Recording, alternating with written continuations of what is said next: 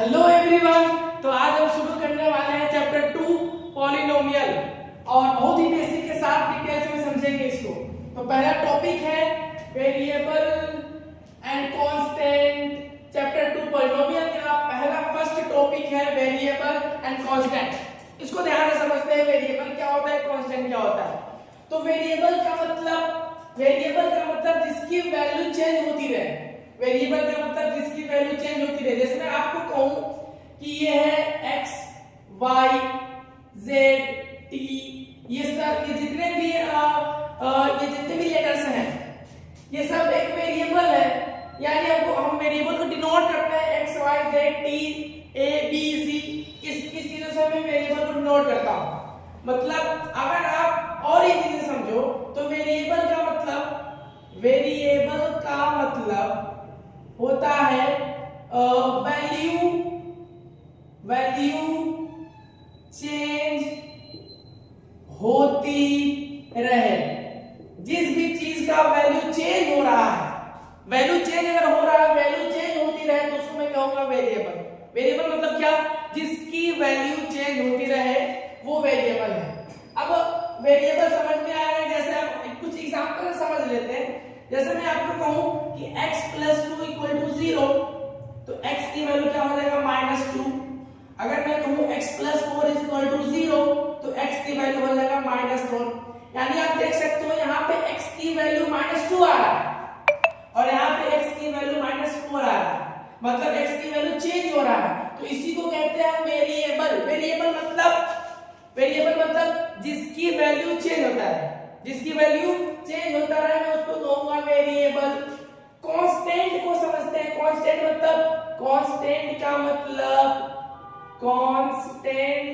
मतलब जिसका value fix हो, जिसका वैल्यू फिक्स्ड हो। जैसे मैं कहूं 3, मैं बोल रहा हूं 3, आप भी इसको 3 ही बोलोगे। किसी और से अगर हम पूछे तो वो भी इसको 3 ही कहेगा, यानी इसका वैल्यू चेंज नहीं हो रहा है। मतलब ये जो 3 है ये फिक्स वैल्यू है, तो ये एक कांस्टेंट है। मैं बोलूं -10, तो -10 भी एक फिक्स वैल्यू है। अगर ये यहाँ पे लिखा हुआ -10 आप देख रहे हो तो ये -10 ही पढ़ोगे। थर्ड पर्सन से अगर हम पूछे तो वो भी ये -10 ही बोलेगा, यानी वैल्यू चेंज नहीं हो रहा है। तो इसको कहते हैं हम कांस्टेंट टर्म। जैसे आप देखो ये पाई भी एक फिक्स वैल्यू है, पाई दिखता है। पाई को कोई और से पूछेंगे तो पाई ही बोलेगा, यानी कि पाई भी एक फिक्स वैल्यू है, मतलब ये भी कांस्टेंट है। यानी वेरिएबल और कांस्टेंट को हम लोग समझ ले। वेरिएबल मतलब जिसकी वैल्यू चेंज होती रहे वेरिएबल है, और कांस्टेंट का मतलब जिसकी वैल्यू चेंज ना हो, यानी जिसकी फिक्स्ड वैल्यू हो वो कांस्टेंट हो गया। अब इसको समझने के बाद अगला टॉपिक को हम समझते हैं। नेक्स्ट टॉपिक है हमारा अलजेब्रिक एक्सप्रेशन। अब इसको समझेंगे। इसका मतलब अलजेब्रिक एक्सप्रेशन का डेफिनेशन है combination of term using plus and minus. मतलब जो अलजेब्रिक एक्सप्रेशन होता है ना, वो टर्म को कंबाइन करके और सेपरेट होता है वो प्लस एंड माइनस से। मतलब combination of term using plus and minus मतलब क्या? मतलब इसको समझते हैं हम। जैसे मैं एग्जांपल देता हूं, समझना। मैंने लिखा 2x² + 4x + 5, ये एक अलजेब्रिक एक्सप्रेशन है। अब देखो ये एक टर्म, ये एक टर्म है, ये एक टर्म है, ये एक टर्म है, और ये तीनों टर्म जो है वो सेपरेट है प्लस से, यानी कंबाइन है। ये तीनों टर्म कंबाइन है किससे? प्लस से कंबाइन है। तो मैं इसको कहूंगा अलजेब्रिक एक्सप्रेशन। डेफिनेशन को बस समझो, देखो एक बार पढ़ो कि combination of term using plus and minus is known as algebraic expression. ये एग्जांपल है। अब बात करते हैं टर्म की। ध्यान समझना टर्म क्या है। टर्म जो होगा, अगर केवल कांस्टेंट दिख रहा है आपको तो भी टर्म है। अगर केवल वेरिएबल दिख रहा है तो भी टर्म बोलेंगे हम। कांस्टेंट एंड वेरिएबल का मल्टीप्लाई हो रहा है तो टर्म हुआ। अगर वेरिएबल और वेरिएबल मल्टीप्लाई हो रहा है तो वो टर्म हुआ।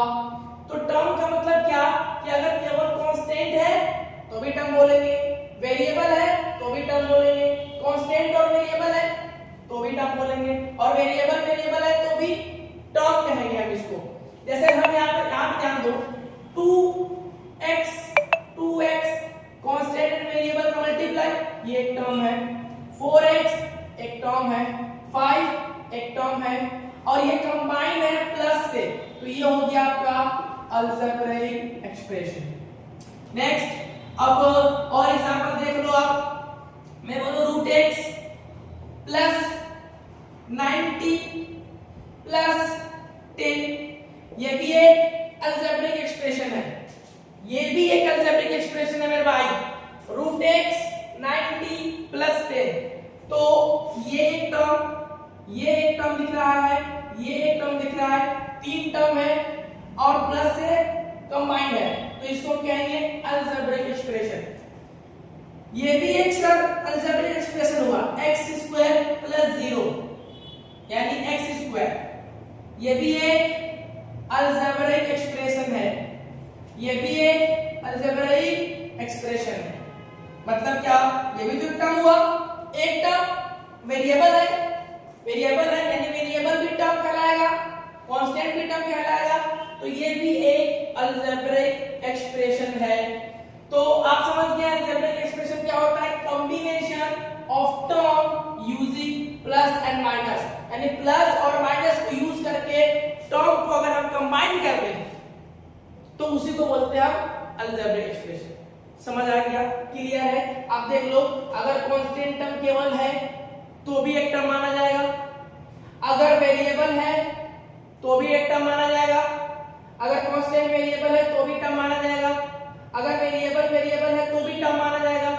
एग्जांपल आप देख सकते हो, तो ये है एक अलजेब्रिक एक्सप्रेशन। नेक्स्ट टॉपिक की हम बात करते हैं, नेक्स्ट टॉपिक है हमारा पॉलिनोमियल। पॉलिनोमियल के बारे में समझेंगे। Algebraic expression in which variable has whole number as its power, मतलब ये कि एक अलजेब्रिक एक्सप्रेशन में जो भी वेरिएबल है उस वेरिएबल का पावर अगर होल नंबर है, उस वेरिएबल का पावर अगर होल नंबर होगा तो मैं उसको कहूंगा वो पॉलिनोमियल है। अगर पावर होल नंबर नहीं है, फ्रैक्शन में है, नेगेटिव वैल्यू है या रूट में है, तो मैं उसको पॉलिनोमियल नहीं कहूंगा।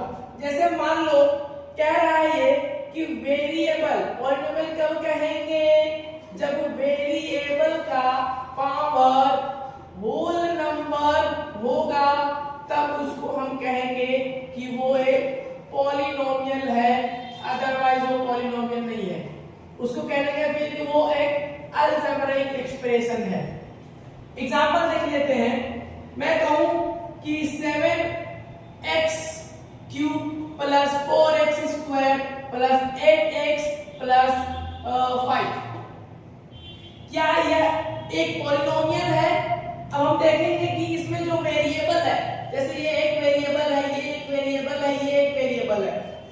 अब इस वेरिएबल का जो पावर है वो होल नंबर है, 3 है, 2 है, x यानी होल नंबर पावर है, तो ये एक पॉलिनोमियल है। और फिर अगर सेकेंड एग्जांपल देख लो, मैं बोल रहा हूं कि x की पावर 1/2 प्लस 10x² प्लस 5, क्या ये पॉलिनोमियल है? √x प्लस 2t प्लस 10, क्या ये पॉलिनोमियल है? 4/x प्लस 9, क्या ये पॉलिनोमियल है? ध्यान से देखना, ध्यान से देखना, ध्यान से देखो। अब यहाँ पे देखो कि वेरिएबल के पावर क्या, यहाँ पे वेरिएबल का पावर होल नंबर है, लेकिन यहाँ पे वेरिएबल की पावर फ्रैक्शन में आ गया, ये होल नंबर नहीं है, ये होल नंबर नहीं है, तो ये पॉलिनोमियल नहीं हुआ, ये पॉलिनोमियल नहीं हुआ। इसको अलजेब्रिक एक्सप्रेशन तो हम कह सकते हैं कि ये एक अलजेब्रिक एक्सप्रेशन है, लेकिन ये पॉलिनोमियल नहीं है, क्योंकि डेफिनेशन कहता है कि सर वेरिएबल का जो पावर होना चाहिए वो होल नंबर होगा, तभी मैं उसको पॉलिनोमियल कहूंगा। ये पॉलिनोमियल नहीं है। इसको ध्यान से आप देखो, क्या ये पॉलिनोमियल है? तो अब यहाँ पे √x है, रूट x का मतलब क्या कि जब रूट हटाएंगे तो x का पावर 1/2 आएगा, यानी सर वापस से फिर x की पावर 1/2 आ गया, यानी फ्रैक्शन में है।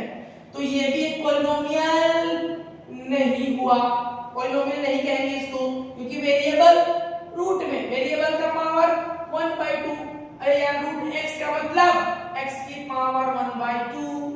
अब ये देखो क्या ये एक पॉलिनोमियल है? अब कमेंट करो क्या ये एक पॉलिनोमियल है? कैसे पहचानोगे? अब इसको पहले सॉल्व करके देख लो, क्या ये पॉलिनोमियल है क्या? अभी तो आप देख रहा है कि हम x की पावर 1 है, x की पावर 1 है, मतलब ये पॉलिनोमियल है। लेकिन इसको सॉल्व करके देखते हैं। अगर हमारे पास 1/x है तो क्या मैं इसको ऐसे लिख सकता हूं कि सर ये x की पावर -1, x की पावर -1, पावर नेगेटिव पावर है, पॉजिटिव करेंगे तो इसका रेसिप्रोकल हो जाएगा, यानी इसका रेसिप्रोकल। तो क्या मैं इसको 4x टू द पावर -1 लिख सकते हैं और +9। अब आप बताओ क्या ये पॉलिनोमियल है? क्योंकि पॉलिनोमियल होने का रीजन क्या है कि अगर वेरिएबल का पावर होल नंबर है तो पॉलिनोमियल कहेंगे, लेकिन जब इसको सॉल्व किए तो वेरिएबल का पावर नेगेटिव में आ गया। तो क्या ये पावर होल नंबर है? नहीं है, तो इसको हम कहेंगे ये पॉलिनोमियल नहीं है। अब और कुछ एग्जांपल देख लो, क्या बताना? -4x की पावर 3 प्लस 10x की पावर 2 प्लस 7x -8 क्या पॉलिनोमियल है? क्या ये पॉलिनोमियल है? देखो अलजेब्रिक एक्सप्रेशन सब है मेरे भाई। पॉलिनोमियल कब कहेंगे? जब वेरिएबल का पावर होल नंबर होगा तब पॉलिनोमियल होगा। तो यहाँ पे देखो वेरिएबल का पावर 3 है, वेरिएबल का पावर 2 है, वेरिएबल पावर 1 है, मतलब ये एक पॉलिनोमियल है, ये एक पॉलिनोमियल है। तो क्या समझे कि अगर वेरिएबल का पावर होल नंबर होगा तो मैं उसको पॉलिनोमियल कहूंगा, नहीं तो वो एक अलजेब्रिक एक्सप्रेशन है। अलजेब्रिक एक्सप्रेशन ये भी है, ये भी है, ये भी है, ये भी है, ये भी है, लेकिन पॉलिनोमियल ये है, ये पॉलिनोमियल नहीं है क्योंकि वेरिएबल होल नंबर नहीं, वेरिएबल का पावर होल नंबर नहीं है। ये भी एक पॉलिनोमियल नहीं है क्योंकि रूट x को मैं लिख सकता हूं x टू दी पावर 1/2, तो ये भी पॉलिनोमियल नहीं हुआ, ये भी पॉलिनोमियल नहीं हुआ, और ये एक पॉलिनोमियल है। तो आज के लिए इतना ही, मिलते हैं नेक्स्ट वीडियो में, तो अगला टॉपिक मैं बताऊंगा।